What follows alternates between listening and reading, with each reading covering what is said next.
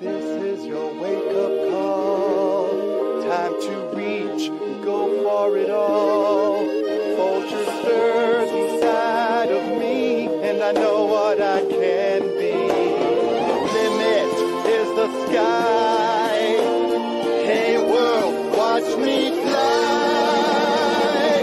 The best part of waking up is vultures in your blood.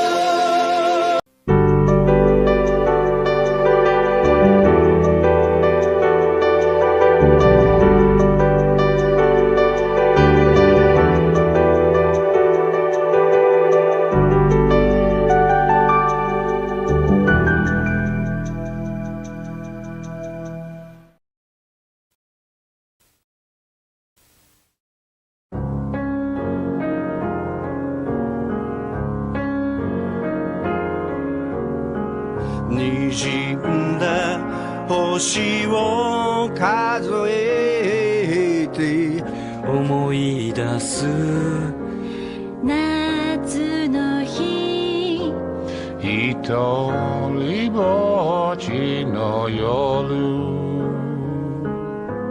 幸せは I heard Discovery Zone's got this excellent new Men in Black laser adventure. Save the Earth from the slime of the universe, and they'll make you an honorary MIB agent. There's this video wall, and birthdays are blasted DZ. They're almost everywhere. Are you ready for the new DZ?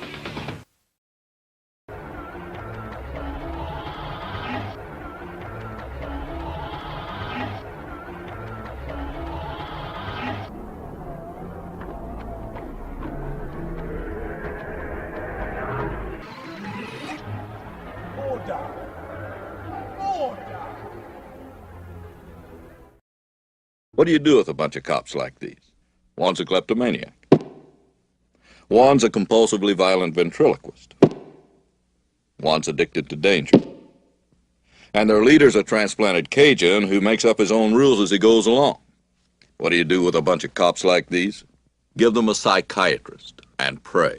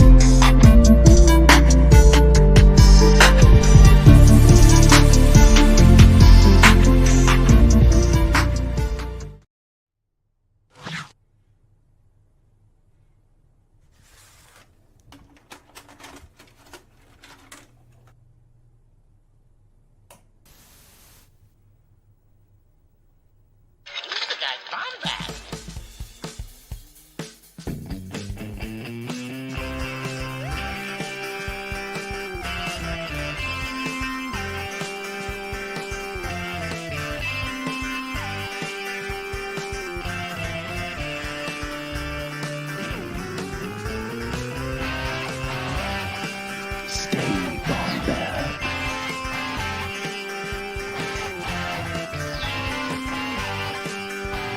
Welcome to the Bombadcast.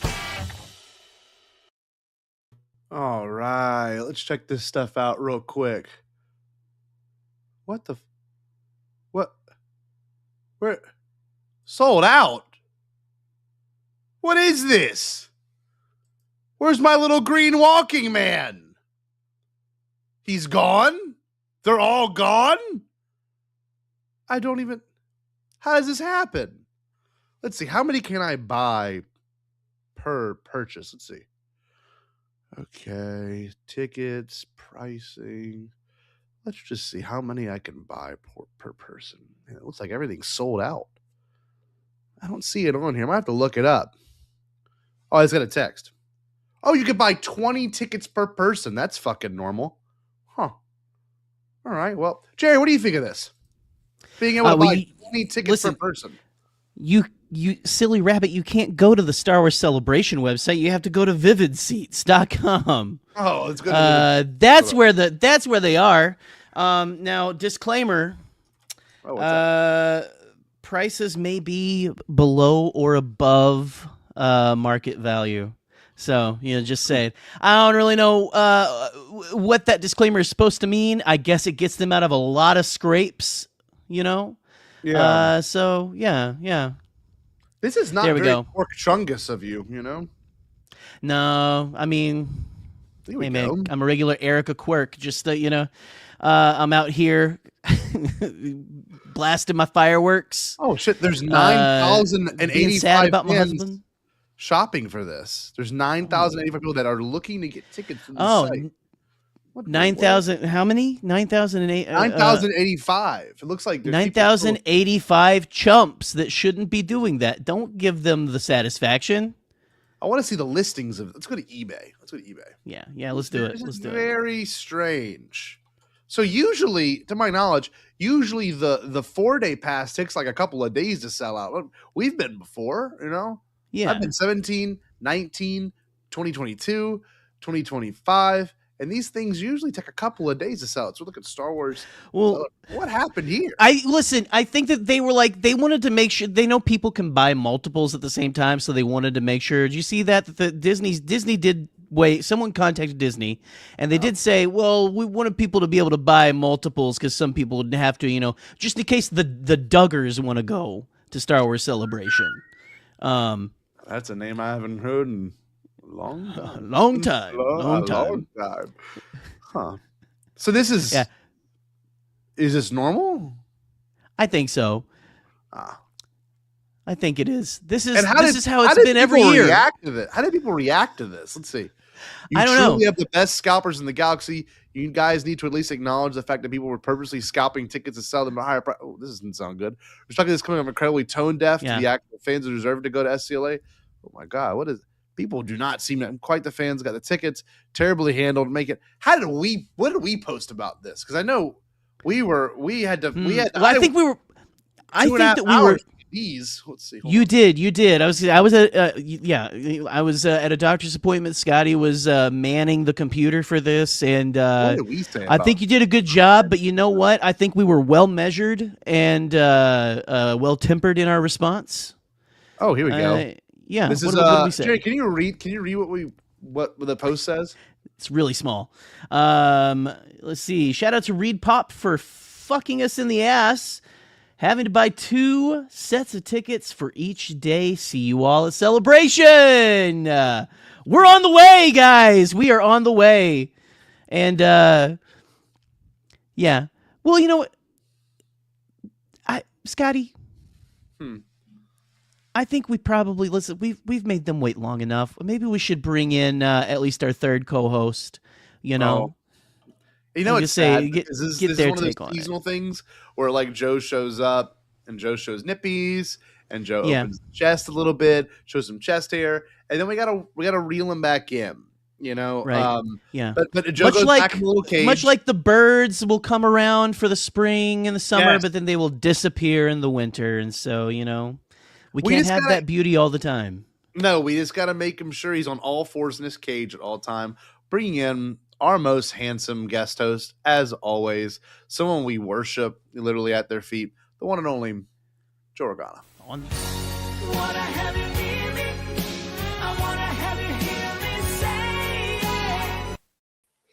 Oh, hello. Hi, it's me, Joe Organa. How are you? Thank you. Thank you for being here, and thank you for having me. It feels so good to be here all the time. So nice to have you here, Joey. It's so nice to be here always. And again, I do have 20 tickets for sale for Star Wars Celebration. Check out my eBay. They're going $1,000 pop, but friends and family discount $950. $950, skip $50 off the top. That's very sweet. Yes. Wow. I would That's buy very generous of you, Joe. Very generous. I'm kind and giving. Mm-hmm. You know what? One thing I will say about the marketing of these recent things, I kind of wanted to go out with this one because it's not just Joe. We're joined by someone very special, and this is the post I really enjoyed the most. The build-up is over. Now it's just finishing and cleaning up. Maul, Joe, Jarod are locked in. Hand steady, grip firm. Another one I wrote is everything's getting tighter. More pressure, more control, and Joragana with Jarod the Dark Jedi are just sitting there while Maul's gripping. The tension's building, and you already know where this is going. Oh, yes. I'm The ready. next one is episodes 9 through 10 of Maul Shadow Lord and Joragana with Jarod the Dark Jedi are coming. They know exactly what they're doing. They're taking their time doing it. Maul tightening his grip around their sabers. Don't stop. So, that was pretty good I love marketing coming. tactic. It's I good. love It's very being. good. I love having you come on Yeah. Yeah, of our course. show. Grab your towels, kids. Here we go.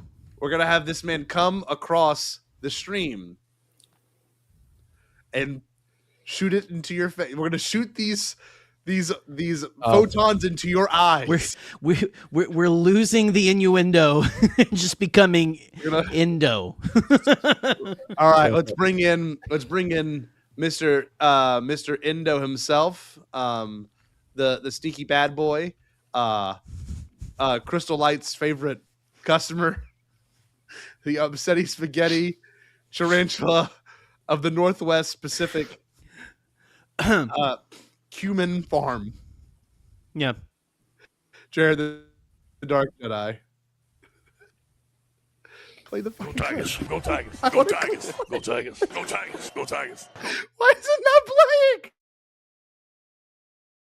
Is the clip not playing? And now everyone's mics are muted. Oh, shit. Oh, fuck. Hold on. God bless. Had a little bit of money, so the Lord did me good. Got all kind of shit. Got the glow sticks. I got the gotcha bag. Got the Hawaiian punch. Man, everybody won't holler at Pop what you need. I got it. If I ain't got it, I can find it. You understand? I'm selling glow sticks. Glow sticks that go with the yeah. You know what I'm saying? Okay, hold on. He's not even. Wait. Hey. Wait, I was gonna say, are we bringing I Jarod was going in? line by line with Popeye. You did a good job. Real quick, first of all, I personally came watching this episode of Maul Shadow Lord because my boy went belt Multiple to ass times. like I knew he would. Speaking of belt to ass, if you scalped 20 tickets for Star Wars Celebration for the benefit of your health, I hope I don't find you in a dark alley. Or a well-lit one. Or even a well-lit one at that point. Yeah. But hello, happy to be here. Jarod, Stop your for first some late appearance stage capitalism. in the great age of 2026. Your first Yeah, the appearance. big 2-6. How'd that feel? Taking 5 months to get here. I mean, listen, man, if I had to wait 5 months to get to talk about what might be one of the best depictions of Darth Vader in the new canon, it's worth the wait. That's my boy right there. Joe, what's it like seeing Jarod on screen? I know you all do Luminous Odyssey together. Shout out to Luminous Odyssey, by the way, Michael McCoy's RPG series on on his channel over there. Obviously, we were all part of Ionized Bastards. This is the new iteration. What's it like seeing him in Bombad stream, Joe? Does it kind of get you randy? What's going on there? Yeah, it's crazy. Like you said, we are in Luminous Odyssey a lot, but we're playing characters during Luminous Odyssey, so we're really not ourselves. Jared's playing know-it-all with Star Wars history knowledge, and I'm playing a dumb slut. So really, it's nothing like Nothing like reality. Nothing reality like at all. now. Yeah, so it's refreshing to actually have one-on-one interaction, Joe Organ and Jarod the Dark Yes, Jedi. this is rare. It is. It is. A rare occurrence. By the way, happy to have both of you here. Wonderful people in this chat as well. We got Buck, who's wonderful. We got Woodsy, my cousin Troy, who is coming to his. Troy. Actually, I don't know if it's that odd yet. I'm gonna hold something back. I don't know who else is watching. You came lightsaber. Of course, you came lightsaber. Go burr. They was burring. It was burn like crazy. Oh, Joe and I dancing. There were some Windows 95 like Oh, yeah. screensaver type shit in this, like in the best way. Yeah. You know? It'd be like one of those old StarWars.coms, like download this, you know, and It's like when you go like Yes. you would go searching for like a desktop for your family's computer or something like that. You know, it was just like Sick a background. screenshot. Yeah. Sick Records 2004. And you're just like, oh, dude, this is sick. And it's like a Sick, very. brah. I can look it up right now. Anyway. Yeah. Anyway. I didn't write any show notes for this. Obviously, it's been Teacher Appreciation Week. Also, it's Scott doesn't stop doing really? things week for some reason. Oh yeah. No one said. Oh. No one said congrats. It's fine. Give a hey, chance, congrats. not really, but happy Teacher Appreciation Week. Thank you, everyone. I'm gonna find a sick background, and we're gonna make the Bombadcast background a sick background. I found a pretty good one. This one is very Jared coded, and this is not an insult. Okay. This is just extremely Jared coded. You have to say it's not an insult, right? I mean, I gotta make a caveat. I don't want to upset my boy. Hold on. Let me add this. This is badass. All right, y'all. So this is gonna be. So when you're thinking of Darth Maul, you should be picturing this. Oh shit! Holy fuck! No way! How cool is that? I looked up sick background 2004, and it's like a Nazi. It's a literal. He's got the Nazi stripe. Does he? But does he have Anakin and Obi-Wan from Revenge of the Sith in his eyes? Dude, for a second there, that's what I thought it was. That's what it looks. That looks like Anakin's pose, like in the when they look like Scar and Simba going at it. Oh my god. Joe, does this make you more heterosexual? Is that like when you see that, are you like, I'm overwhelmed by the heterosexual nature of this, or does it make you more queer? When I see that, I smell cigarettes, and it makes me think of someone's mom who orders whiskey to the door. But that's just childhood trauma. I think. Damn, that was specific. Well, it also makes me think of bisexual men who only actually date women. Because that's like something that they would have as like a screensaver, specifically. I love you too, buddy. Maybe it wasn't a Nazi. Maybe it was a leather daddy. You know, because they kind of have those hats or something like that. Something. It's a nice. Yeah, it is. It is very much a Nazi. I thought Why it are we was showing a cop. this. I thought it was a cop. I thought it was a cop too. Now I think it's a member of Hydra. I think it's just someone who wears Ed Hardy. Yeah. I had that cologne, Joe. I'm not gonna lie. In 2007, I was like, "Well, things can't get better than this cologne," and that's what I had on. I mean, I was very heterosexual. Not anymore, though. No, frankly. and you shouldn't be. It's 2026. There's always room for wiggle room. Heterosexuality it's a little bit too black and white. Like you're gonna tell me that you're 100% straight? Like there's not even 10% of you that would suck a dick. You know, like it's just like be realistic. Yeah. Come on, this one's another one I found pretty sick. There's so much of this. I actually have this on a T-shirt. Yeah. What does it mean? What does it mean? It's. I mean, the Guy Fawkes mask already means "fuck you," right? Like it already is already like. What are we trying? What is the message? I don't get it. Like it's a bit too on the nose. It's like it's a kid very with girlfriend in derivative high school who's really trying to look for symbolism and say, "Hey guys, I'm smarter than you," but really it's not giving what he thinks. It's giving limp dick libertarian. Yes. Yeah. So all I looked up was sick backgrounds 2004, and this is actually supplying something. Let me show you this. These were somebody's MySpace background for sure. Like they coded this into their MySpace. It's a combination of the both. This one's very interesting. Look at this one. This one, the combination of the both. This is, and we're gonna get them all. Just hold on. This is something This is fucking crazy. Oh man, a little bit of quirky Chungus there too with the mustache. Look at that. I love that. Yeah. I love. It's giving come and take it, but also lay epic bacon. It's very LA. It's giving LA. It is very LA. I like that, Joe. Yeah. I'm gonna go work on. I can see that. I can see that airbrushed on the back of a T-shirt. Absolutely, of course. But real talk. Obviously, Joe's been on for the past 5 episodes. Jared is now finally coming on. Jared, I just want to hear how you felt about this show, like just tenfold. Give me the love, glaze this shit. David Collins, your boy, Star Killer's back. What the H? I was looking forward to this show, and I didn't know what to expect. The Maul Shadowlord has ended up being a show that like has so many multitudes, more so than I think a lot of people expected. I don't think everybody was expecting the criminal underworld element to be what it was here. I think in a lot of Star Wars stories, and this isn't a good or a bad thing. I think it's just a neutral idea. The criminal underworld kind of tends to be set dressing. and carries a lot of water aesthetically, but isn't really like the center. Even in like Star Wars underworld type stories, it's kind of set dressing for the most part. And the Maul Shadow Lord goes, okay, well, we're going to do a crime noir. It's going to feel like The Dark Knight. It's going to feel like The Batman. Obviously intentional. You know, they said Janix is kind of loosely inspired by Gotham City. Mm.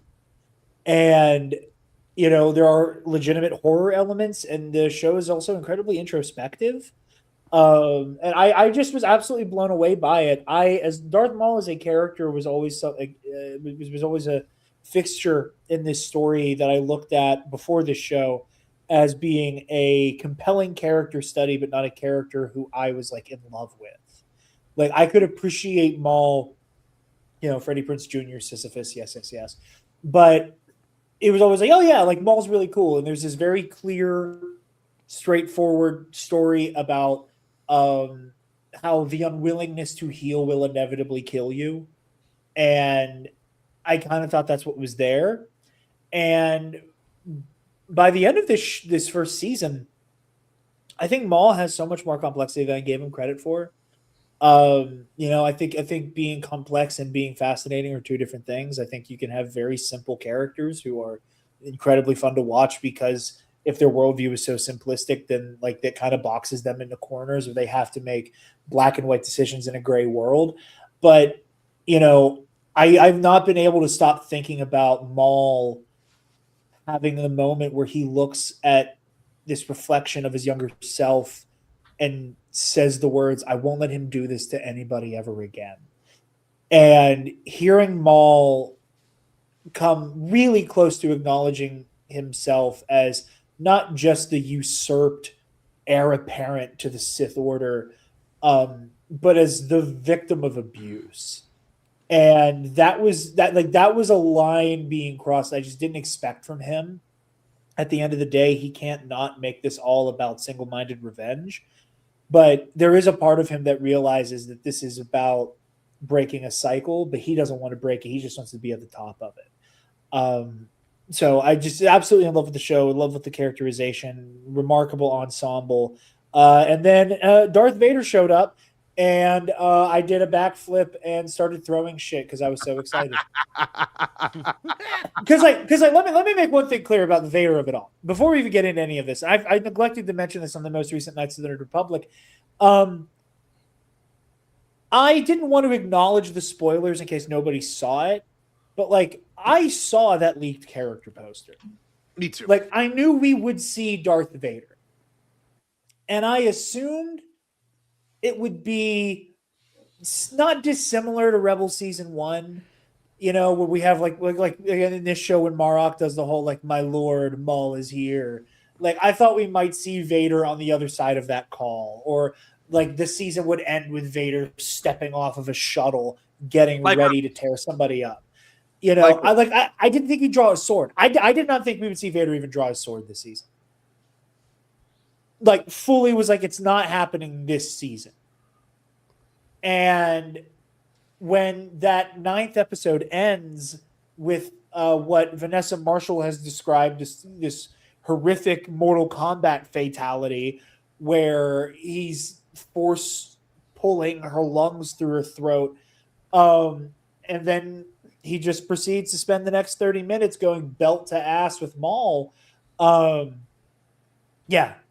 The resident Darth Vader Glazer, president of the fan club, was very, very, very happy. I'm excited to get into a lot of that throughout this stream tonight. Yeah, I can tell you this much, man. Not many people cross my mind watching Star Wars in terms of like genuinely like, oh no, they're gonna love this. I watching that entire episode. I'm like, oh, okay. They have a new feather in Jared's cap that he can actually like poetic on beautifully. And like I was watching that shit, I'm like, man, this is not even made for me anymore. And I'm loving it, but I'm like, it's just like the one shot that my cousin Troy kept sending me, and I gotta find it in our text. By the way, I can say it now. He's the one going to Celebration. His son doesn't know. So that's pretty exciting. Ooh, on the DL. We finally That's really cool, though. Very cool. He was like, he said, we're talking about Star Fox. I like the design, by the way. I'm not gonna bitch. It was this shot, and this is the Star Wars wallpaper joke we were making. Yeah. I mean, when they all are you kidding me? Yeah, that was so cool. Are you kidding me? What? I love that. You know? That was you know what it reminds me of? It reminds me of if you do a Google image search of the phrase "Duel of the Fates," there is a shot of Maul fighting Qui-Gon and Obi-Wan that is not actually in the movie. Yes, I can look it up. Where they're in the hangar, Maul's sword is kind of like parallel to his body. Qui-Gon striking high, Obi-Wan's guarding low, and it like that shot's not in the movie, but like that felt like this show's answer to that specific shot. Where like almost all of the best Star Wars duels have a tableau of a certain point of the fight that is instantly recognizable. It's that for the Duel of the Fates, for the Battle of the right there. For the Battle of the Heroes, it's Obi-Wan and Anakin like holding on to their wrists as like the as the volcano erupts. You know, like almost all of these fights have like a tableau that is just instantly that's it. And I love that the final like Marok and the Crow versus Devin, Maul, and Daki has one of those moments. I'm glad that tableau exists. And I just want to say, this isn't a complaint. I think it's wild that this 10th episode is so out of its goddamn gourd. And again, and I don't mean this as a pat me on the back way. I mean this is like all credit to the people who wrote these episodes. It felt like I was writing Vader with like the amount of like lunacy of like just Vader being unstoppable and how I love to see him. Like I almost feel bad for episode 9 because it does feel like it gets overshadowed a little bit. You know, like I think it's only now a couple days later that we've come down off the high of watching just the episode long duel to go, oh shit, Rookcast, Icarus, and Spybot done. So wait, let's get to that. 9 did feel overshadowed, and I think it's obviously intentional. That's why they've been dropping them in 2s. And you know, when I look back at the whole season, you know, I can honestly remember like probably I need to rewatch it, frankly. 5 huge moments, just humongous moments, and like I couldn't tell you what episode they were from because of the 2-episode drop. They didn't feel as complete as a Mandalorian does, or as complete as a Boba Fett, or even an Andor does. You know, sometimes these things feel very complete and whole, in the sense of like this is the episode to remember. You know, but I have to say this because we have 2 people in here that were very upset. I'm sure Jerry, I know, was actually upset. I'm sure you did actually get very upset with Spybot died. I saw it. I'm like, there's no way this dude's gonna make it. But I mean, well, I didn't think that. I didn't think that he wasn't going to make it. I thought the way he gets taken out is just heart wrenching. Like Marok just like throws it past him to make sure he doesn't bring it back. He gets cut in half and goes master as he falls into the acid. Fuck you, Dave Filoni, or whoever did this shit. Brad Rao. Yeah. Oh, Rao, Matt you asshole. But yeah, no. God, I thought we would get him for at least another season. You know, I thought he would like get to settle down in his own little, you know, homestead just outside of Grief Karga's town. You know. With Rookcast, and all my dreams are shattered. All my dreams. Can I tell you this? I had no money. I like if when this show started, all of our friends said, "Okay, we're gonna do a Maul Shadow Lord Deadpool." I never in 1,100 million gajillion years would I have put money on Spybot getting slimed. Never would I have put money on that. And what I love so much about how much of a body count these episodes have is that, you know, Maul in his mind, you know, he's on the cusp of realizing that like he finally has community, and that like he may even have been able to forge community with Devin and Daki like organically. Yeah. it would have started as a means to an end, but eventually I think there could have been community there if he let it. And what he isn't stopping to appreciate is, well, he has his eye on the ball so hard of Escape Janix, corrupt Devin. Escape Janix, corrupt Devin. He takes his eye off we won't take his eye off that ball long enough to realize, like, dog, the thing you want most, to have like undying loyalty, quite literally, is happening around you. People are dying for you.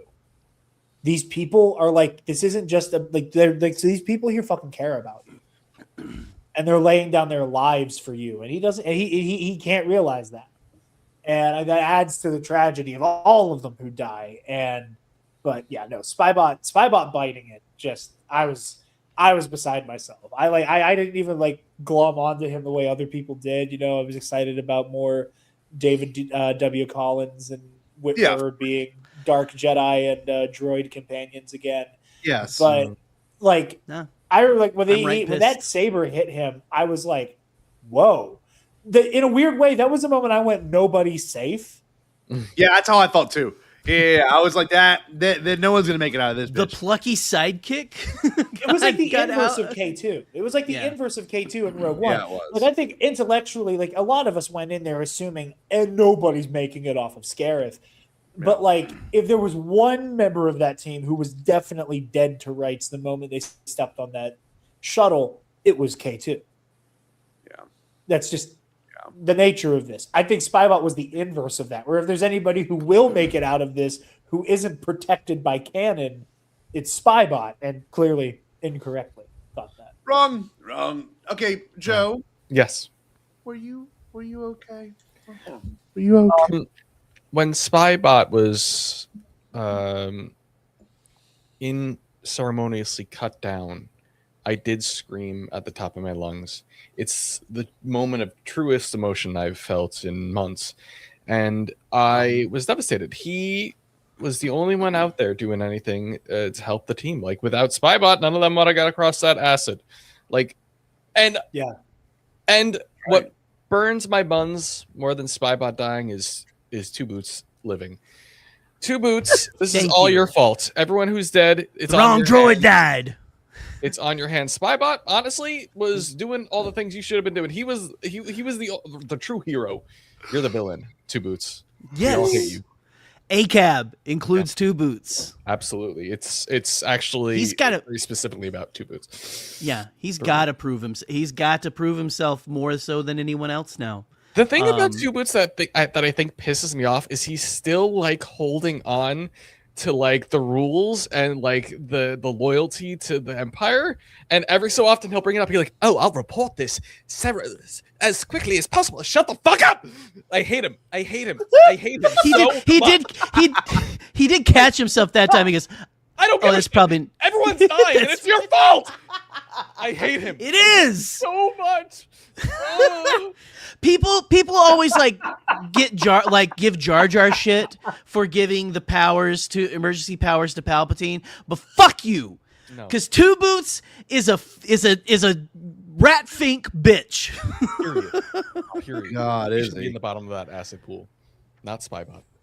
Exactly. I just watched it, and I saw so many of the people in our chat that have hung out with us these past like 4 weeks get their hearts crushed. And I was like, damn. Like Joe said, it's like a cat. It's like the first cat droid we ever got. He's just a fucking cat. Through and through, And again, not only die, like to be cut in half is one thing, but to be cut in half and then fall into an acid bath is something else entirely. Well, and to call out like Jared was saying, these people are dying for you, to have that almost loving and mournful master kind of thing as he falls. Fuck you, Brad Rao. Yeah, and we had a couple of like moments of like tenderness between Maul and Spybot, which you don't see him being tender with anyone else. Like he gave him a little nuzzle, and so like for that, he pats his head. Yes, and like that's sick for like possibly the only like loving relationship Maul has is with this Spybot.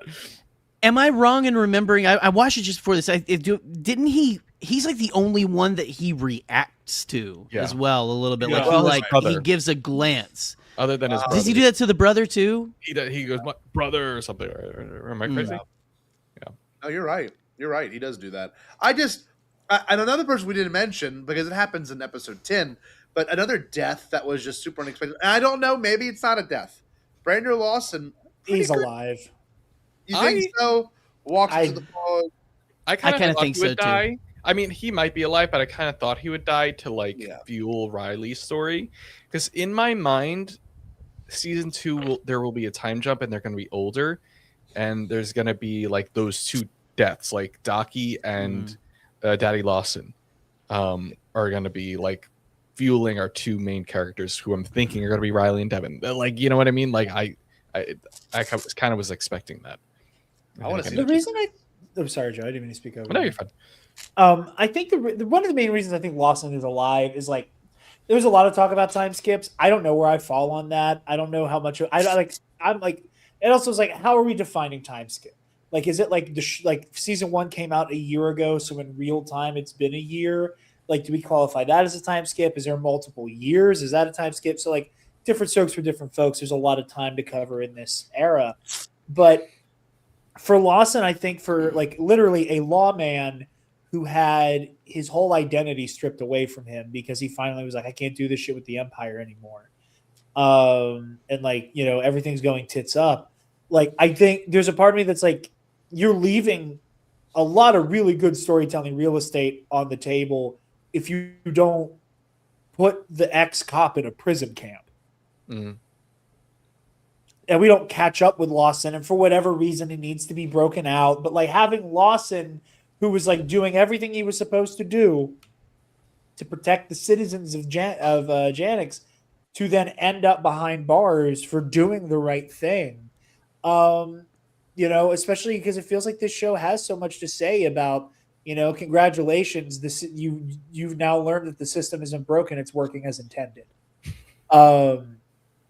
And I think it's indeed, but so we need to bring this back. We need to bring like this back. What'd you say? We just need to bring this whole thing back when this is a whole thing. We should make stickers that instead of your Snoke theory sucks, we should say, give us your Snoke theory. But yeah, no, I think Brander's alive. I just, you know, no body, you know, he suffered wounds that I don't think would have been fatal. You know, like he gets tagged a couple times. I don't think that was enough to put him down. I think he probably takes a fall and he gets scooped up by the Empire and they just torture him for however long. They're not above showing, you know, dead bodies in this show either. Yeah. We see Docky die. We see stormtroopers, by the way, die horrifically. You see the one dude get shot in the face? Yes. That was awesome. It left such a big hole. It was crazy. Hey, But Crystal. well, what's up, Crystal? Good to see you. But the way he runs off into the mist, I didn't think about it when I watched it the morning of. When I watched it when it dropped, I was like, oh yeah, he's gone. Rewatching it just a little bit ago, it does feel like they're kind of leaving it open if they want to. It could go good. I like what you were saying, Joe, for Riley's story. Yeah. It makes sense, but I also, at the same time, Jared, I see where you're coming from, and it feels like they're leaving it, like maybe they haven't made that decision quite yet, or I mean, they hadn't at the time, so they wanted to kind of leave that door kind of partially ajar, you know? Well, you also have the way that it could be such a brilliant wedge between Devin and Riley. Yep. You I know, think so. like if for whatever reason they do have to rescue Lawson, or Lawson breaks out and he catches up with them, you know, while Devin is being taught by Maul these lessons in resentment and these lessons in abandonment, to have Devin have to look at Riley and go, "Oh, congratulations, your fucking dad's alive. Mine isn't." You know, like, and Yeah, I that think, would be pretty good. I like think that because I think Devin is like meant to be developing this sense of resentment and abandonment that Maul uniquely knows how to exploit. Mhm. And the Buck, kiss my ass. I accidentally borrowed a joke from Eli. Piss off. But I did accidentally steal Buskin his last Skidoo. But I think that Devin's learning all these lessons that like retroactively from Maul. This is one of my early predictions. Devin says to Docky, "Hey, maybe we should steal some fruit." Docky says no. Devin steals the fruit anyway. She gets picked up by the cops. Docky doesn't do shit. Docky has an opportunity to save Devin and instead chooses to save the citizens of Janix, who would just as soon as sell 2 Jedi out for 20 credits right. and a fucking sandwich. That's right. And she gets carted away by Maul. She comes back to him, and they're happy to see each other. They're so happy to see each other, but there's still that, hey, I feel like we should like do something. And Docky's still incredibly passive until he is directly affected by this. And it is when Docky is in the immediate like line of fire. What is the first thing Docky does? He just goes to Lawson's apartment. Yeah. I was kind of pissed about that. Ruins Brander Lawson's fucking life. Yeah. Because he just shows up. And There's I don't a lot think of that's that. lost on Devin. And I think that by the time like all is said and done, Devin gets to have this complicated relationship with her master who is gone, who she can never resolve this with. In the same way that Maul has this relationship with a master, he'll never get an opportunity to resolve it. I think he knows deep down, I'm never going to end up in the same room as Sidious. But like, I think Devin having to go, okay, so my master would rather uphold dead ideals and keep in her mind bullshit Jedi dogma on life support than protect me, than do something that could have protected me. And in the name of like being, whoop-de-whoop, I'm a Jedi master, yay, he got himself killed. And now and he left me with Darth fucking Maul. Yeah. I think she's going to develop a real sense of abandonment, not unlike Anakin Skywalker's. And I think that like that would be such a great wedge to go, oh, yay, of course Lawson survived. Of course, everybody who would be affected by this gets out scot-free except for me.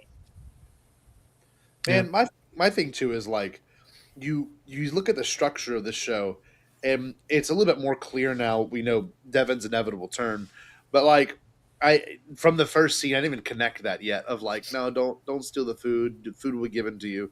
Like she had to earn all of that to get to this point. And like obviously, Maul pushing Diodaki was one of the most gut-wrenching things I've seen in Star Wars animation. That was crazy. Probably ever. I was like, I was like, that is messed up. But he doesn't for a minute.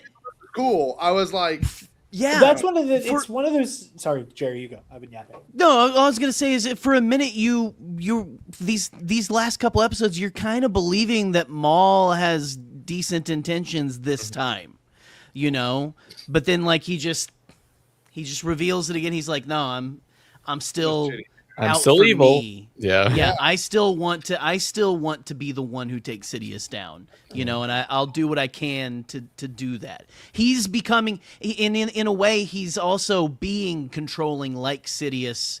I don't know if he even realizes he's doing the same exact thing that Sidious did to him. He's repeating that cycle. Mm-hmm. I think he also saw that in that moment it was an unwinnable situation, and his best option was to get out of there and save himself, and also rid him of Docky, which would give him Devin.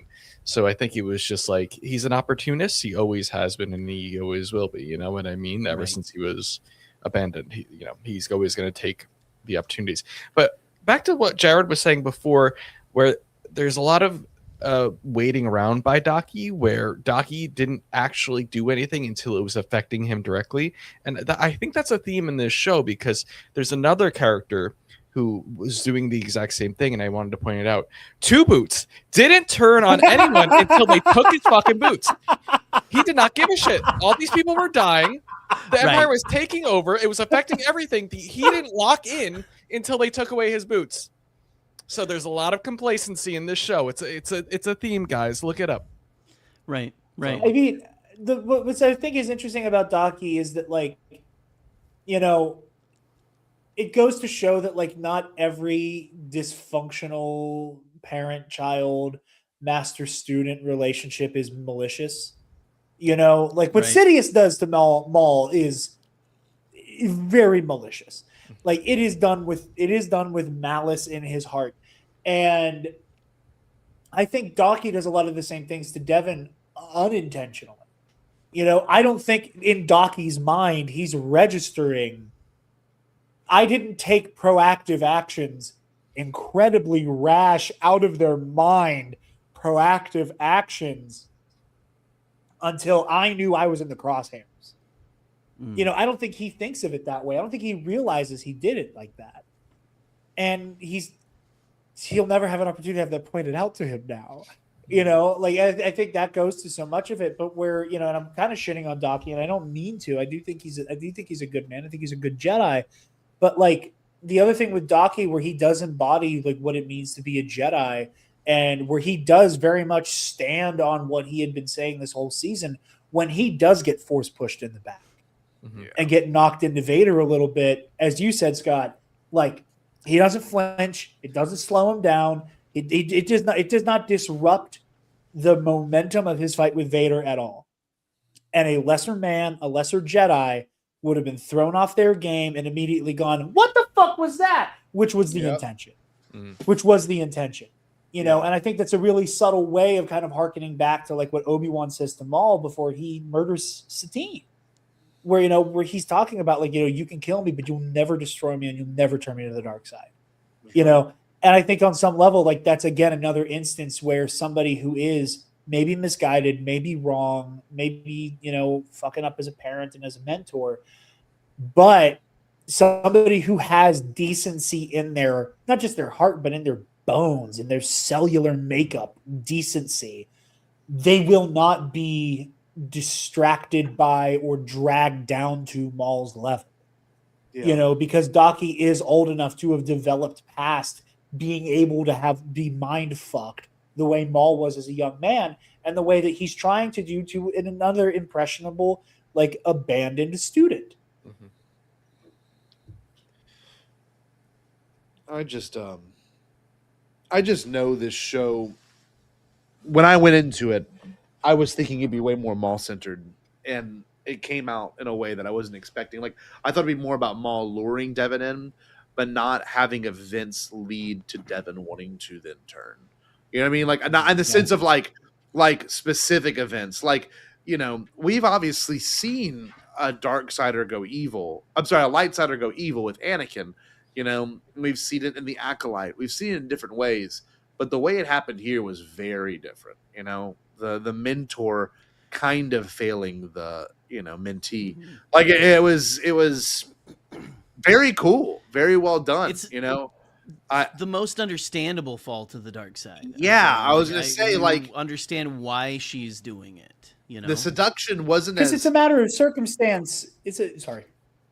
No, the seduction of what we've seen with Anakin was like, now he would literally like was convinced that he had to save his wife, and then the Acolyte, it was so much deeper than that. You know, with this, it was like family circumstantial and like my life's a lie. Whereas this, it's like, oh my god, like I don't want to do this, but I just saw my master get slain, and nothing's gonna stop him. And then all Devin's motivation is to kill Vader, and unfortunately, that doesn't happen.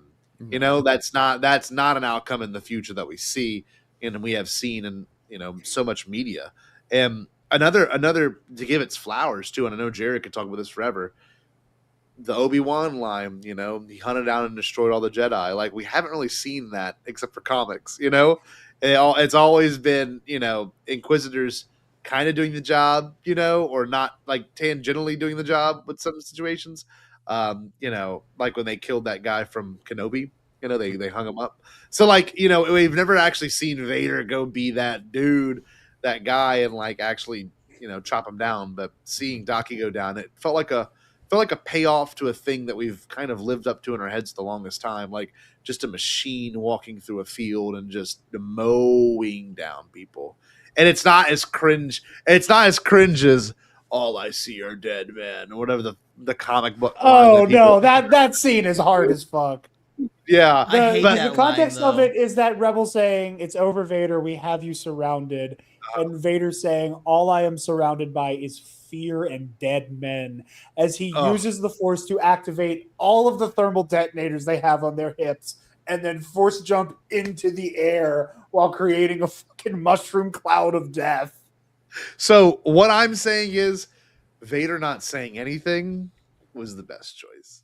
Not saying. I would have liked a little clip. He's there. Michael Myers. Yes. He's Jason. You know, he had nothing to say to him. You know, at this point, he's there. I don't think he has any respect for Maul. I don't think he has any fear of any of these people. You know what I mean? Like, to him, they're nothing. He's there on an assignment. He doesn't really give a shit.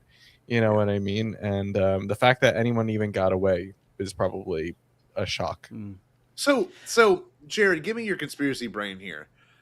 He sees Mom, recognizes Mom, or is he kind of blinded so much with the dark side? I just like my cousin just said, bro, trying to run over him as a kid. Like, is Did that you say going Jared or Jerry? Both either. I just don't know. I just don't know what y'all, because I don't know how I feel about it. Because I'm like, he's got to know Maul. He's got that little part of his brain has to go, oh shit, that's the guy Obi-Wan killed that changed the course of my life. Or he might not go that way at all. He might be like, I just gotta fucking kill this dude. You know, like I have no idea. I'll let Jerry talk. Jerry, what the hell do you think? Because I'm gonna go on forever. So Jerry, please go first. Well, no, it's like I don't think that it's a matter. I think that he definitely recognizes Maul. I think that it's the other way around. I think that Maul is not necessarily figuring out who he is, you know, like he's trying to piece it together, which I know is that he's under a mask and everything like that. I think he recognizes him. I just think he just, like Jared or like y'all were saying, he just doesn't care. He's like, you're just in my way of doing what I want to do, which, you know, as we know, is trying to resurrect his wife, at least for the first few years. Anakin is inherently sentimental. Like, that's like a character flaw of Anakin Skywalker. So, like, for him to see someone that put him down this path, like, there has to be at least a fourth of him that's like, oh my god, I think that's what. I mean, it definitely, I think, fuels him. You know, all the pain that Maul has put him through in the Clone Wars and everything. You know, Obi-Wan and all that. You know, I mean, no matter how he feels about Obi-Wan. You know, I mean, I think that he sees this guy and he's like, okay, this is going to help fuel me. But I just, oh man, I don't know. I also have to say, just with the way that they did Vader's choreography, like his, the way he fights, and I don't want to get too much into it because I know Jared's going to want to talk about it, but the way that he was so powerful, but looked like he was barely doing anything, like he was barely trying and destroying them. And then we also know Maul was severely injured. Maul had been compromised like 4 or 5 times. So I have the video of that one leg got like so many, like it was always on that one leg too. Okay, so before we pontificate or before Jared goes on a soapbox, because understandably so, there's a reason why we had him on for this episode. We had known, you know, through leaks that Vader would show up, not knowing the capacity he would show up in. And then we finally get you know, what's funny? This is what it reminds me of a little bit. We finally get Maul v. Vader, you know, but it's almost like Kenobi v. Maul. I'm sorry. Kenobi v. Vader in episode 3 of Kenobi. It's almost a little bit like that, where you're like, it's a little. To use a wrestling term, it's a squash match. Okay, it's a squash match. The other person goes like there's no contest. The other guy does not break a fucking sweat, and it's over in an instant. Well, certainly was that. So I'm gonna pull up the actual footage on here just so Jerry can talk and we can look at it collectively as a you know, audience and as a bunch of friends here. Because first off, obviously we do this for for the sake of community and what we love to do in Bombadcast and at TNAP and at Joe's Twitch stream. But man, as friends, we are all very lucky to have this collective moment as peers too. You know what I mean? Like this is a pipe dream. So Star Wars Coffee is always the first to post stuff. I really don't know much with the show. They might suck, but we're gonna watch the. They might. I have no idea. But the whole episode was this duel. Don't look and at they their only voting have- records. You know, They only have like 4 minutes. Let me just actually look it up. We're gonna do Maul. Kenobi. Let's see. Before you pull it up, I just want to point out before it happens on screen, and I need everybody to understand this because I was saying this to people going, "Oh my god, I didn't notice that." Anybody else clock the first thing Vader tries to do to Maul? Kiss him. Cut him the fucking half. Okay. Kiss him. I don't know. The first thing the first thing Vader tries to do is immediately go joke. for his waist. I also thought he was very funny. But like the first thing he does is try to cut this man in half again. I think I did notice that. I think I did. I think that was the first thing I clocked when I was watching it. That's something very. I mean, the Sith are very sadistic, aren't they? They want to do that kind of shit. They want to play that mind game if they can, even just for the hell of it. I think one would think. So, no, and I agree. That it's 100% psychological warfare. There's one thing Vader is good at. It is being terrifying, and knowing he's scary as shit and damn near unkillable. Look at that shit. Oh my god, bro, that was crazy. I wish everybody on this stream and at home could have heard the noise I made. Oh, I couldn't imagine. Everybody could have heard the noise. The noise that left my body when I actually heard his lightsaber ignite. I was like, oh, this is going to happen. Oh, my God. Oh, yeah. Right I just there. love Immediately tries to cut him in half. Barely using any other part of his body except just one arm. He's moving so fast with the one arm, too. He's blocking the shots. He's blocking the sabers. Took 3. This is the lightsaber go fucking burr, man. Lightsaber go fucking burr. Joe? That's the only weird moment in the episode for me is the end of that last scene. Maul is standing there with his lightsaber and tells everyone else to run. And then the next scene, they're all completely somewhere else and Maul is with them. I thought it felt like something got cut and it just did not. It felt very bumpy to me. Yeah, right here. I feel that. Yeah, I know what you're talking about. Yeah, I do like that Janix is a weird planet that all we saw was like the asteroid aspect of it with the city. Then all of a sudden you're in like it's very like Flash Gordon-y. Like now you're in a temple that's a ruin that could be kind of sick to go back and look at. And like, I mean, look at that shit. So to me, and I don't think anyone else is pointing this out, this shit felt like Splinter of the Mind's Eye. Like I never read the book, but it really did. That cover I was like, they just kind of do like it looks like the cover. It does look like the cover. I don't know if anyone else has pointed that out, but I'm looking at the entire time and I'm like, Jesus Christ. And like, I don't know. I just you're watching it and I'm like, you're watching it as a fan going, Maul could take him by himself. We always dreamed of that. But like you said with the wrestling term, Jared, like it was obviously not like this could happen again later. We still have to know why Maul is on Malachor and he's like, no, he's coming. No, like we got it. We even get it here. It really wasn't that bad, Can I go crazy for a little bit? Can I go crazy for a little bit? And I apologize for how long I'm about to talk. But to answer the earlier question of who recognizes who, Maul does not know. StarWars.com confirmed it. Maul doesn't know who the hell that was. However, Vader absolutely does. And we know this because in the Charles Soule, Obi-Wan, and Anakin comic, Anakin is programming training droids to fight like Darth Maul based off of Obi-Wan's recounting of the battle on Naboo. Anakin Skywalker, and I'm using that name very deliberately, Anakin Skywalker has been personally preparing for this specific fight since he was 9 years old. On a really morbid, fucked up level, Darth Maul is the first person Anakin Skywalker ever wanted to kill. So just like reflect on that as like a backbone to this whole fight. The first person that this incredibly violent individual ever fantasized about personally killing was this man right here. So what I think is compelling about this kind of pairing of Maul versus Vader is that Maul can't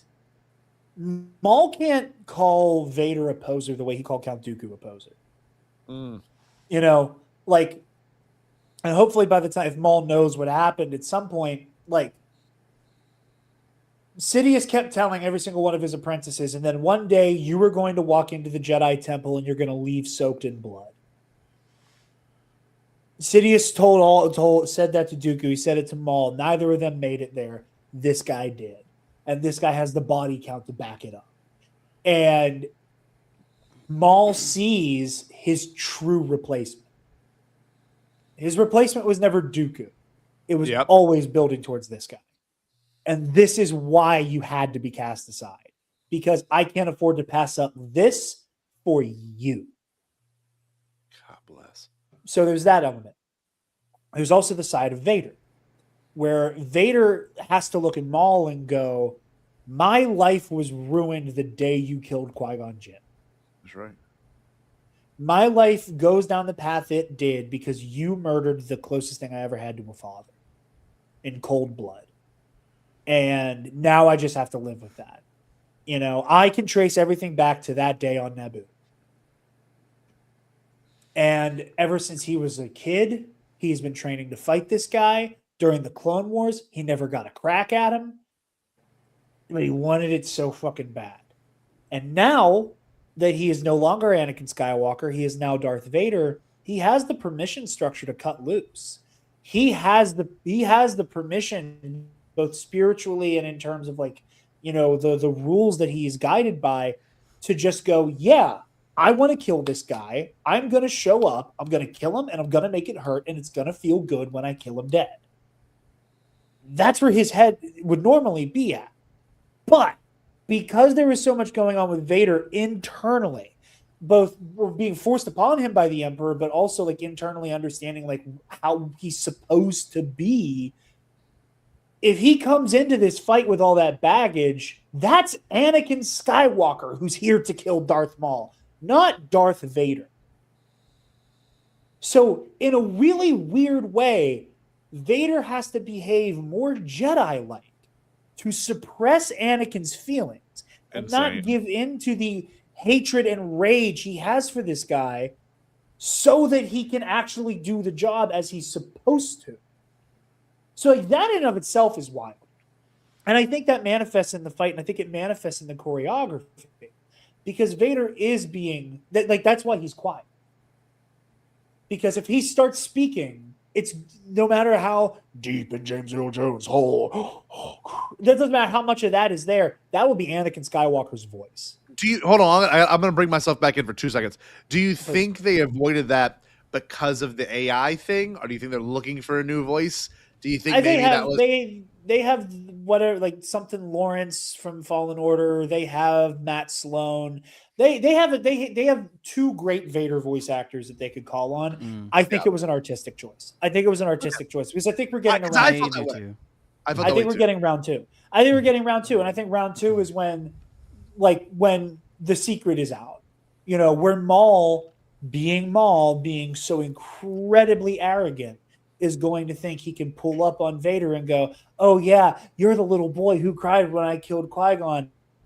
And then you sent your Padawan after me because you were too chicken shit to handle me myself. I think Maul is going to really, really try to run his fucking mouth at Vader. And that is when Vader's going to go, okay. I said this on KNR. To quote the great American poet Kendrick Lamar, this should be a friendly fade and you should keep it that way. I think that is how Vader's handling this. Like, I am trying to kill you on a, it's just good business level. If you make this personal, the way I want this to be personal, you are going to regret it. Well, we know in 5 years, Maul is now in Solo. Or not 5 years really, but like within 10 years. 5 to 10 years. We know where Maul's at in Solo, and then we know 5 years after that, Maul's like, oh my god, like in a deserted Sith world with nothing but dead bodies, and on like it's freaking oh god, not Machu Picchu, what's the fucking Mount Vesuvius? You know, like it's like you're with the stoned bodies of these Jedi and Sith that were fighting on Malachor. So like you got to think it's all gonna build to something. And you're right. I don't think he got his ass beat enough to be that afraid yet. I don't think he lost hard enough for him to be afraid like that. No. Again, let's remember, Darth Maul is the same guy who keeps getting faded by the same fucking people and pulls up like he's gonna win this time. And yes, I understand how ironic that is, leaving my mouth on this live stream. Not the point. But, on some level, I don't think Maul got traumatized enough. And I think when round 2 comes, and I think round 2 is coming, it is going, like we see, again, the first thing Vader tries to do is cut him in half. And I think when round 2 happens and Maul tries to get in his head, and Maul makes the very, very bad mistake of waking Anakin Skywalker with no rules and no chains on him, wake up, Vader's going to cut him in half. I said this on KNR, and I could just imagine the scene in my mind of them fighting, Vader cutting loose, absolutely putting Maul on his back foot. Again, look at how little effort is involved here. Look at how he's just butter. He is outpacing one of the fastest fighters we've seen in all of Star Wars. It's effortless. It is totally effortless. Yes. I have to ask you only because for the sake of conversation, I think it's crucial. Does Maul end up, let's just say in a season 2, get the upper hand and kind of mess up Vader a little bit? Because there has to be a motivation for Vader to be like, nah, you're not going to break my streak. You're not going to put me on my ass. That Maul, I feel like Maul has to put, because we have to have a little bit of a twist of like, now he's still Darth Maul. Maybe he's out of practice right now. Maybe because he's gone through hell for the last 48 hours. His life hasn't stopped. Like, I want to see Prime Maul, Prime Vader, and then I want to see Vader get his ass whooped. Then I want to see Vader be like, not again. No, I don't know.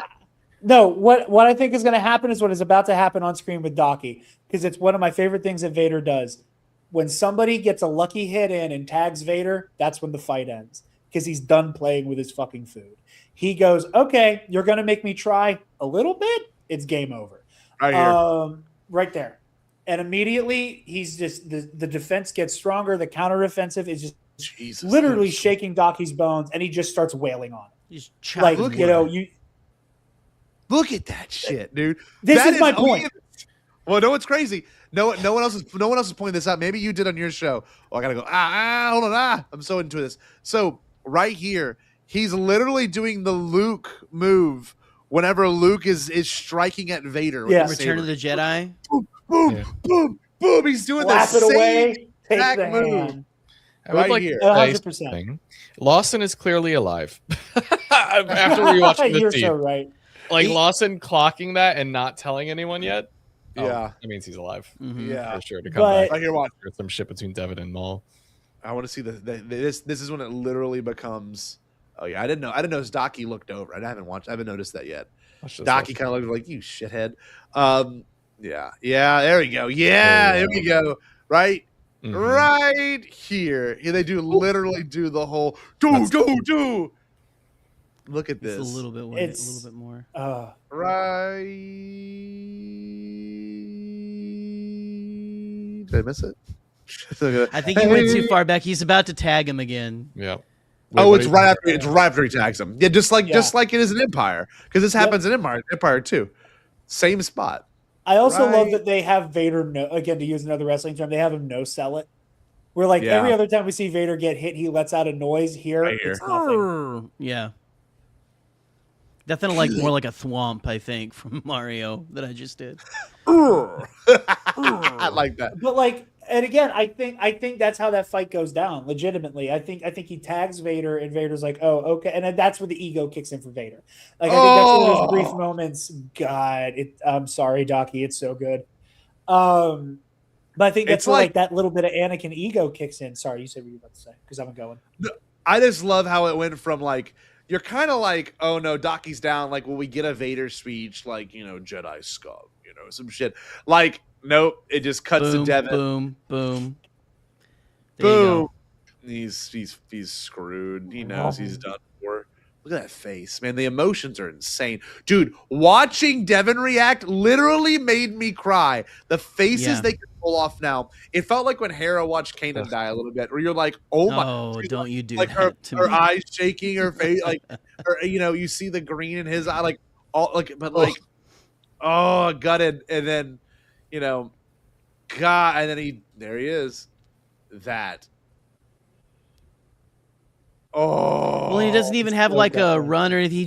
He groans as he dies. Yep. He dies in pain. Oh, Jesus. But yeah, I think Vader cuts him in half, and I can just see in my mind's eye like Maul losing his shit, like fully losing his shit, like just fully having a psychotic break. He is no longer attached to reality, screaming in absolute agony and terror that it's happening again. It's happening again. Oh my God, it's happening again. I'm in two pieces. Yeah. Oh my God, I can see my legs. I can see my legs and they're not a part of me. Oh my God. Like, I really, really think that's where this is heading. Look and I think that Devin, look at my goat. Look at my fucking goat not break a sweat. Like, again, Darth Vader is the best pound for pound duelist of all time, and nobody ever convinced me otherwise. Pound for pound, the greatest of all time. Period. But I love this is what happens in Fallen Order. This is what happens in every video game. Like, we're gonna bring the roof down on him. We've got to That's all you can do. You gotta just bury him to stop him down. Well, that's what Kenobi does. Kenobi's throwing shit at him the entire time. Dude, he throws a couple of the stones. Look at this that. to me feels very like that's still a little bit of Anakin in there. Yeah. The way that he catches the shit and like cuts stuff down. That feels like Clone Wars Anakin a bit to me. And also, if I can go, and I'll shut up here in a second.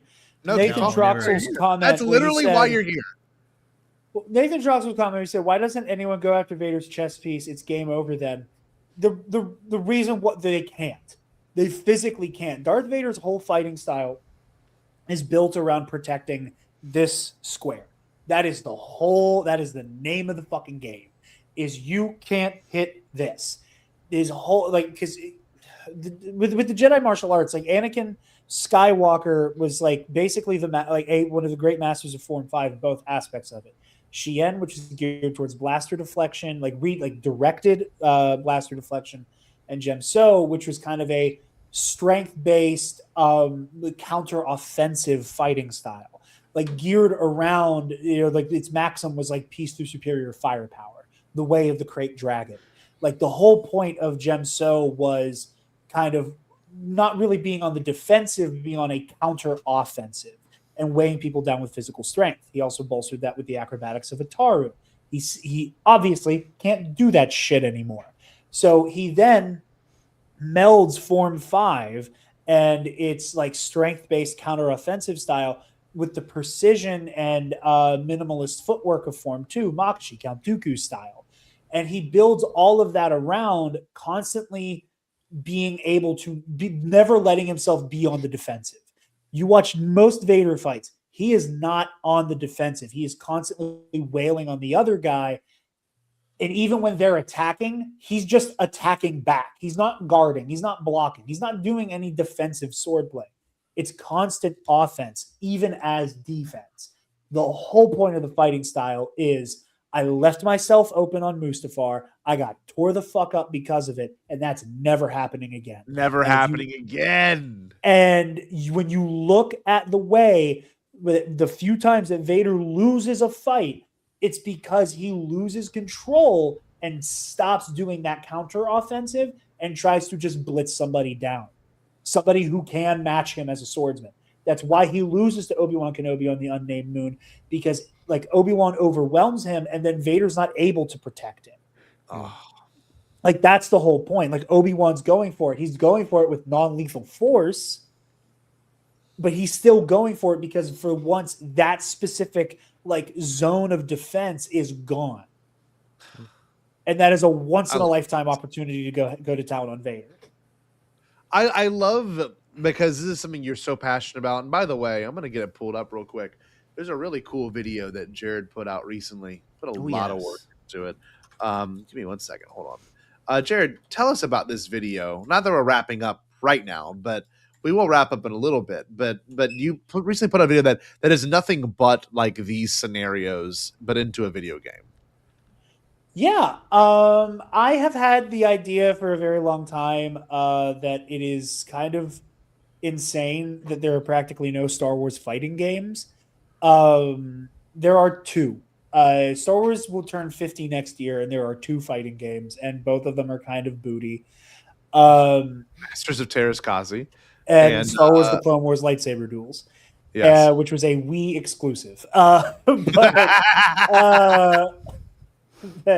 But no, this basically my pitch is that I elaborate on through the video for about an hour, is explaining how brilliant it would be to basically take the bones of Soul Calibur in the same way that NetherRealm Studios took the bones of Mortal Kombat and made Injustice. That Soul Calibur, that Project Soul, Bandai Namco, and Lucasfilm Games should take the bones of Soul Calibur and transplant it directly into Star Wars. Soul Calibur 4 obviously proved how brilliant this could be when they had Vader, Starkiller, and Yoda in it. And yeah, the video is titled "The Star Wars Fighting Game We Deserve." If I didn't have to title it in such a way that gave big YouTube vibes, it would have simply been called Star Wars Duelist, which is the name of this hypothetical game. But yeah, I've been thinking about it and talking about it for years.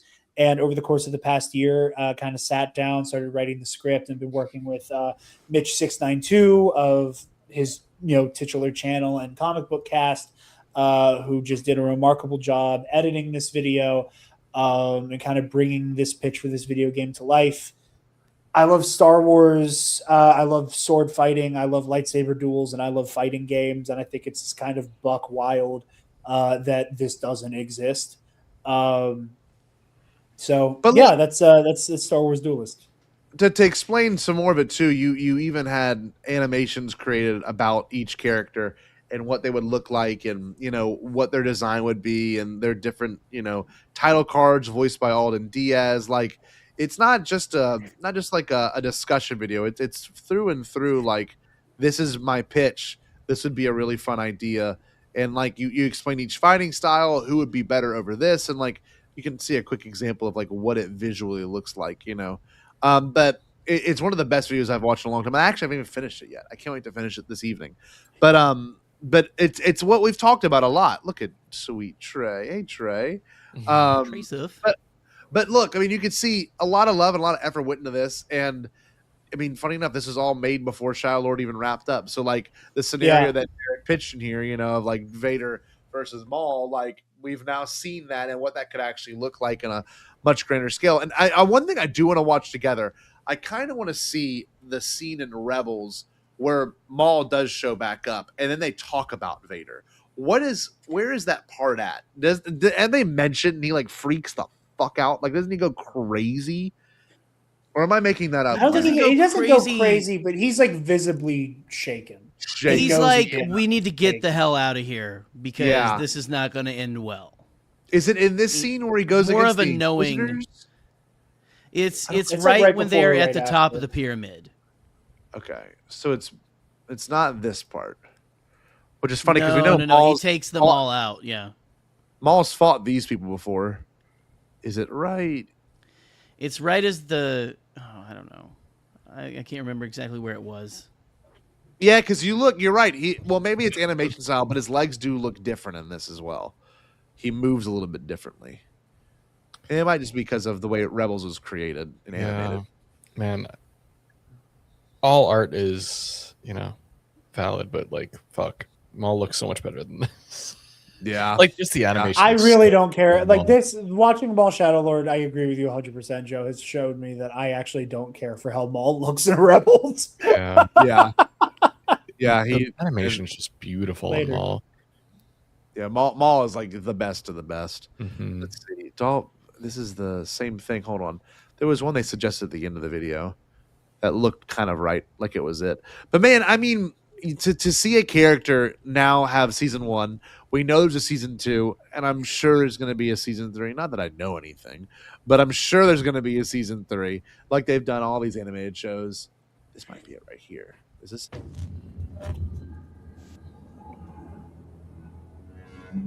Where's Ezra? You mean my apprentice? What a prick.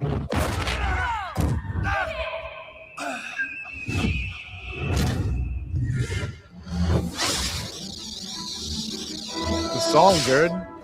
Oh, My yeah. apprentice is Run activating through a the fucking wall, man, every time. precisely this battle station, which I shall use to exact my revenge on all my enemies. Man, where is it at? It's not here. I think it is before they fight the Inquisitors. Before they fight Inquisies? All right, hold on.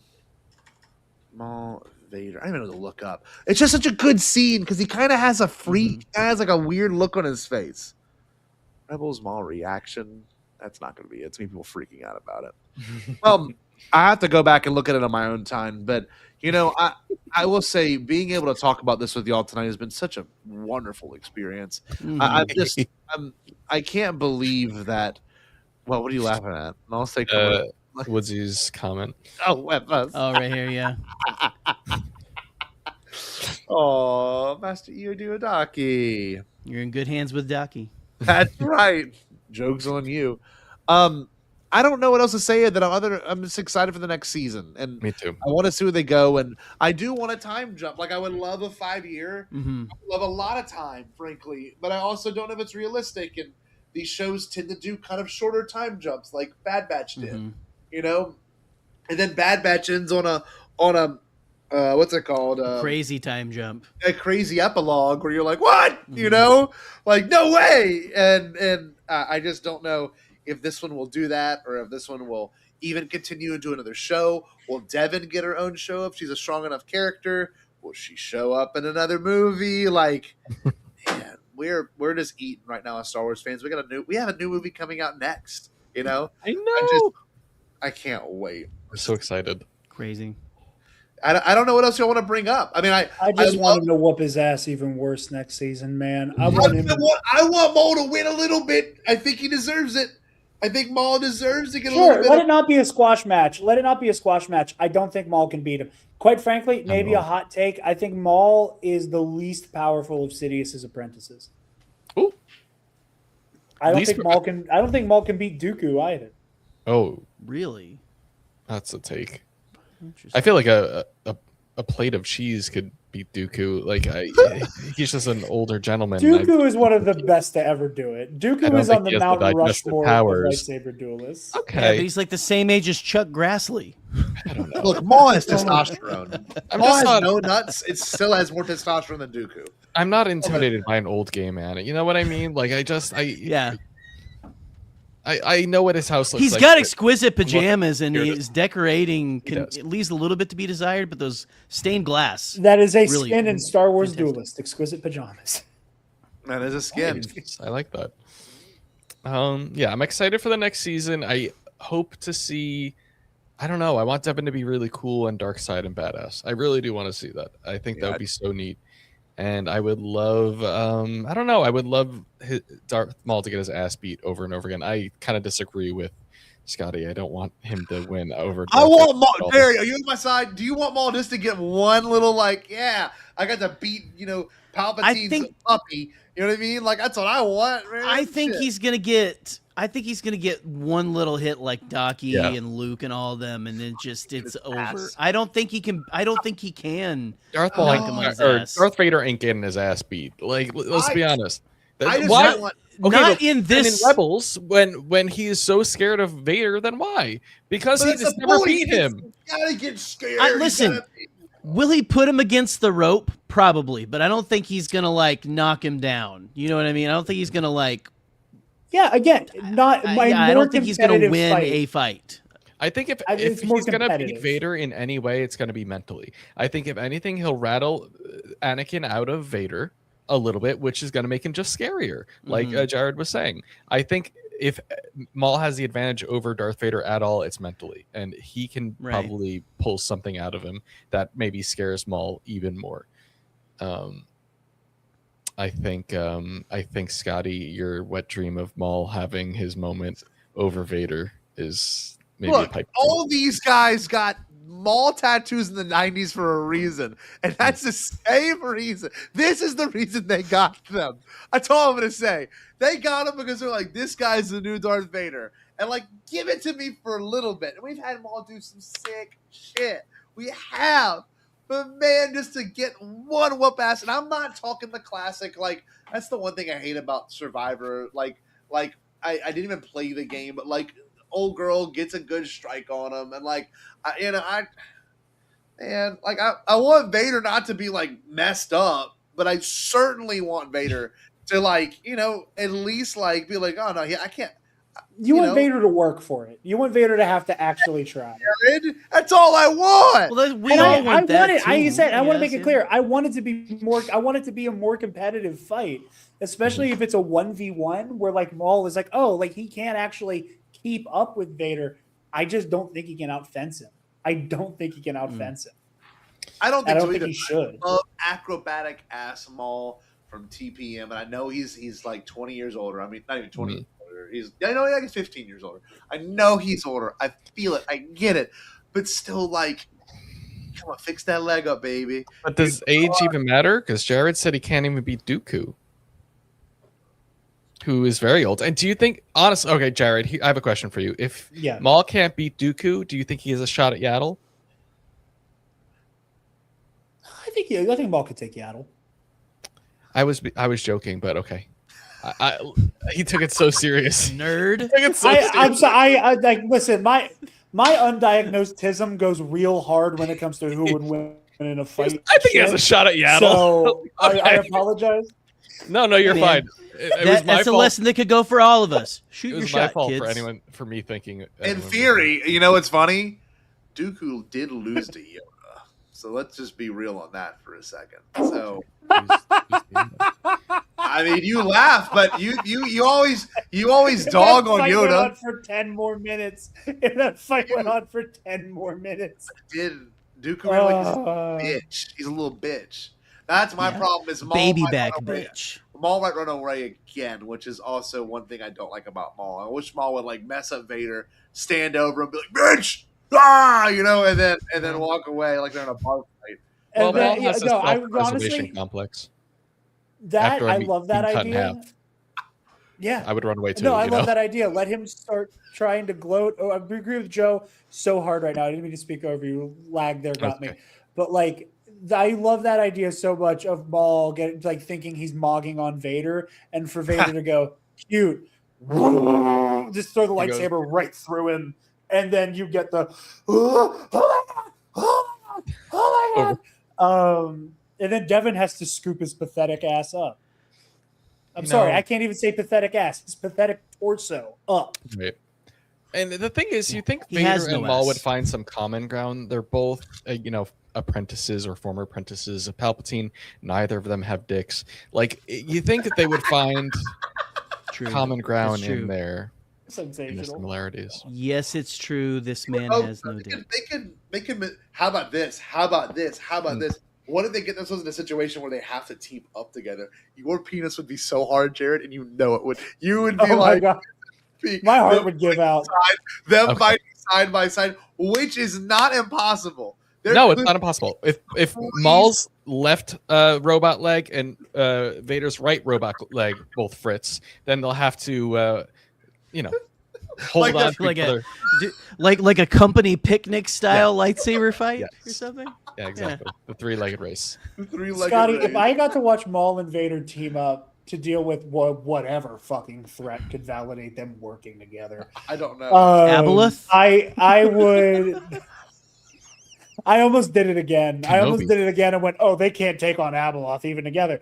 Would they want to take on Kenobi together? Obi-Wan's not making out of that alive. But no, like, it would be like Rhino dick pill level for me watching that go down. Like, the only thing that could get that reaction out of me harder is a legitimate. I just start frothing. I would forget the English language. I'd start like walking like a gorilla around the living room watching it happen. The only thing that could get me. The only thing that get me crazier than that would be like a legitimate, not dog shit recanonization of Starkiller. Like that's it. That's it. That is the only way for me to go higher than that. Whoa! What if they're fighting Starkiller? There it is. I'm dead. I die. Taylor would walk into the living room, and on the floor, like a dead Jedi, would be a Roosevelt, my chain, my vape, and my Jordans laying on the ground in lieu of where I was. Zero pants. No, but I said that in the way I did on purpose, Gerald. Just everywhere. Oh my! Just like he masturbated himself into nirvana. Yeah.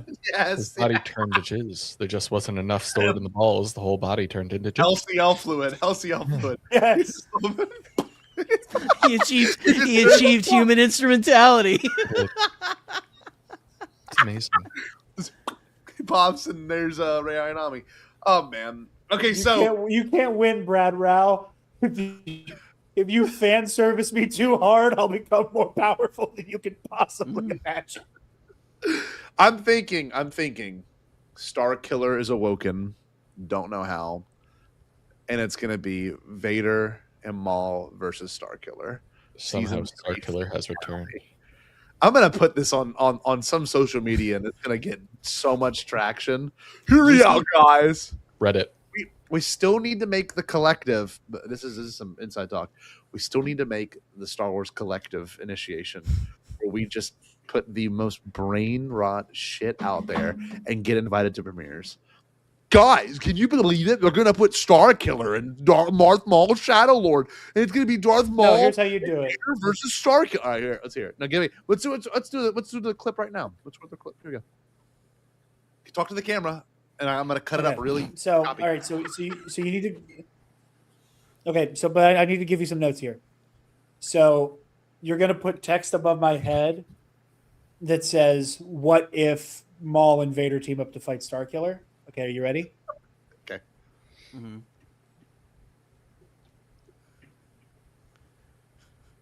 Instant premiere invite. Here we go. That's how we do it now. Okay. All of this. Anyway.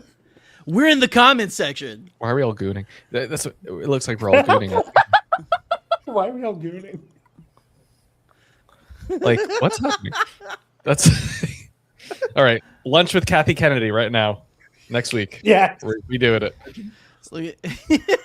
I would fight him. We are referring to Galen Merrick Woodsy, and you know this.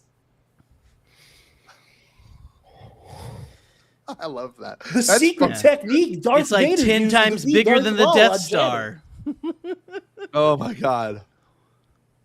God, that's a specific type of Star Wars slop I fucking hate, and I'm glad I don't see it as much as I used to. It'd be people like I'm gonna name names. It'd be people like the fucking Stupendous Wave, like that motherfucker, who would post like once a week there was a video that was like the secret or forbidden technique that blank used to defeat blank, and every time it was a Jedi dismembered a guy.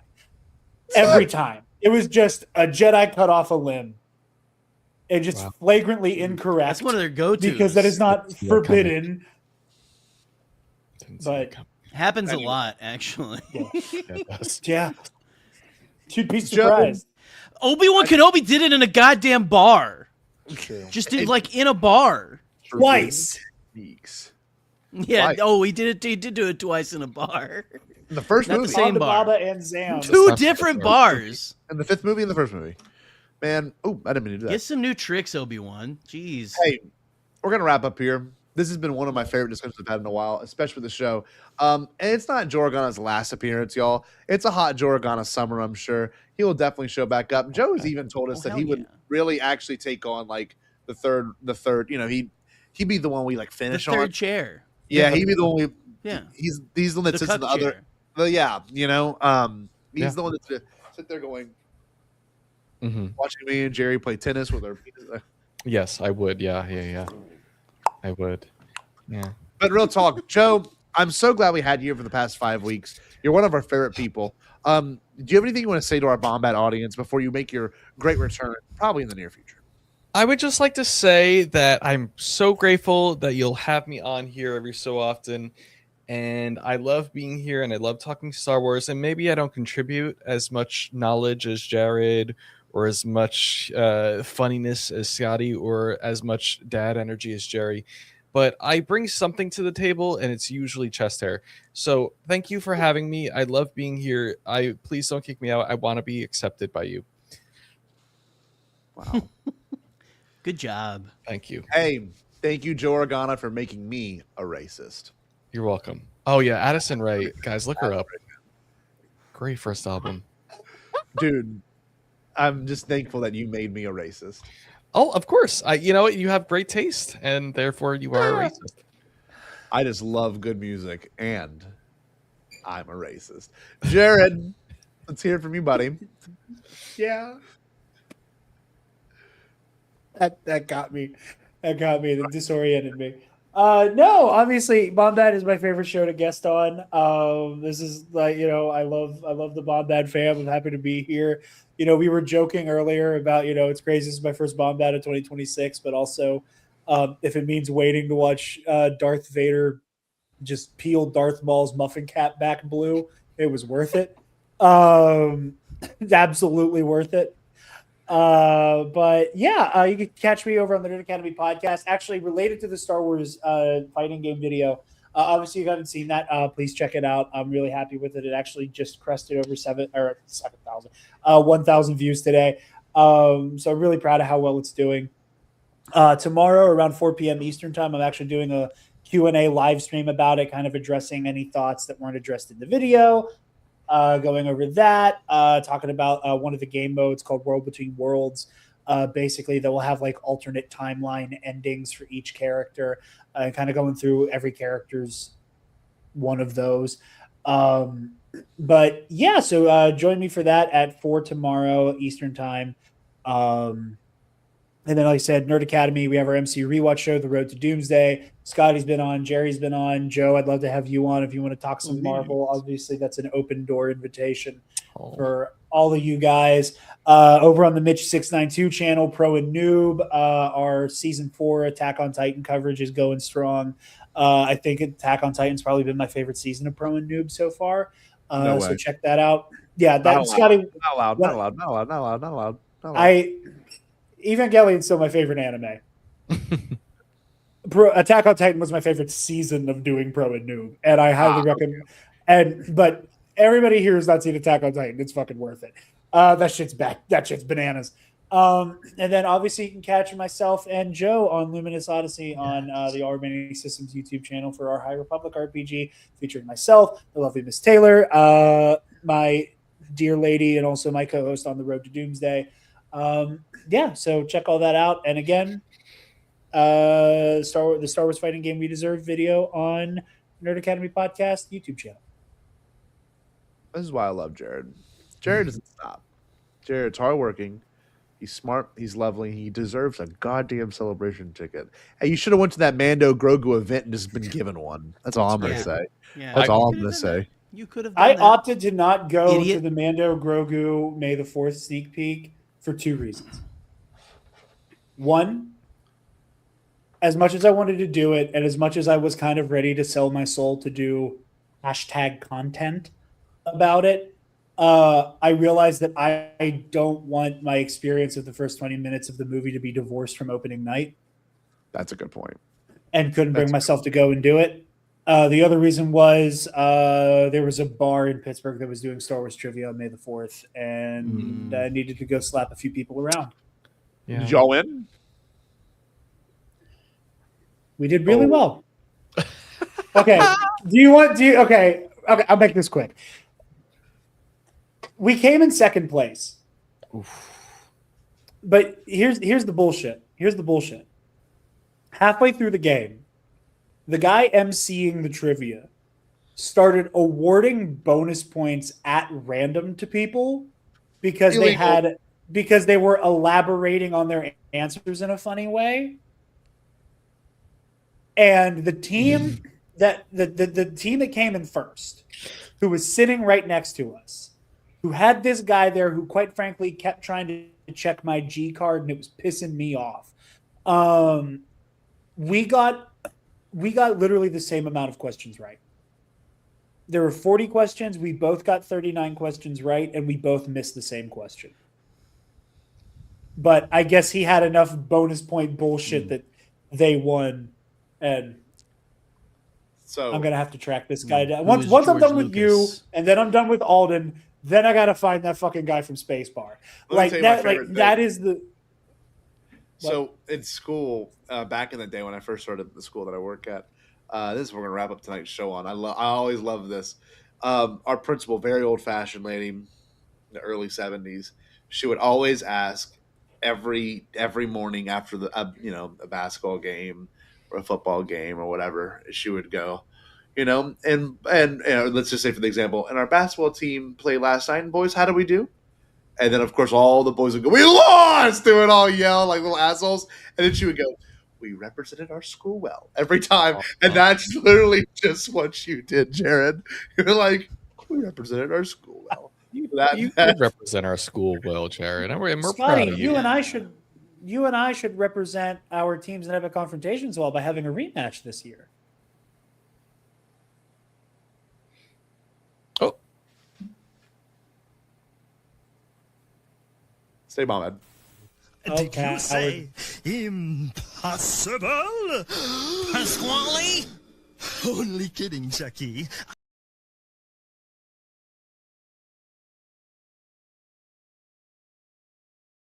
You're muted. God damn, I feel like I'm doing IT for the goddamn baseball coach of the high school. Holy shit. Okay, the iPad's not working. How do you get Skype on this thing? Where's Periscope? Let me ask you, Periscope? Good night. I haven't thought about that happening in years.